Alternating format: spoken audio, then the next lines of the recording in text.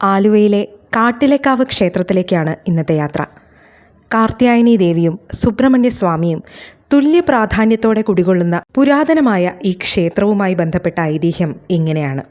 ഒരിക്കൽ ബ്രഹ്മാവിനോട് ഓംകാരത്തിൻ്റെ പൊരുൾ എന്താണെന്ന് അന്വേഷിച്ച സുബ്രഹ്മണ്യൻ ബ്രഹ്മാവിൽ നിന്ന് തനിക്ക് ലഭിച്ച ഉത്തരത്തിൽ തൃപ്തനല്ലാതിരുന്നതിനാൽ ബ്രഹ്മാവിനെ തടവിലാക്കിയത്രേ. ഒടുവിൽ പരമശിവനെത്തി ബ്രഹ്മാവിനെ മോചിപ്പിക്കാൻ മകനോട് ആവശ്യപ്പെട്ടു.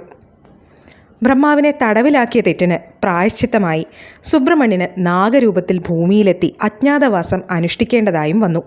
മകനെ തിരഞ്ഞെത്തിയ പാർവതീദേവി ഇവിടെ സുബ്രഹ്മണ്യന്റെ സാന്നിധ്യം തിരിച്ചറിഞ്ഞ് ഈ ക്ഷേത്രഭൂമിയിൽ കാർത്യായനി ദേവിയുടെ ഭാവത്തിൽ കുടികൊണ്ടുവെന്നാണ് സങ്കല്പം. മകനെ തിരിച്ചു കിട്ടാനായി ഷഷ്ടിവ്രതം നോറ്റിരിക്കുന്ന ഒരമ്മയുടെ സങ്കല്പത്തിലാണ് കാർത്യായനി ദേവി ഇവിടെ കുടികൊള്ളുന്നത്. അതുകൊണ്ട് തന്നെ ഈ ക്ഷേത്രത്തിൽ എല്ലാ മാസവും നടത്തിവരുന്ന ഷഷ്ടി പൂജ വളരെ വിശേഷപ്പെട്ടതാണ്.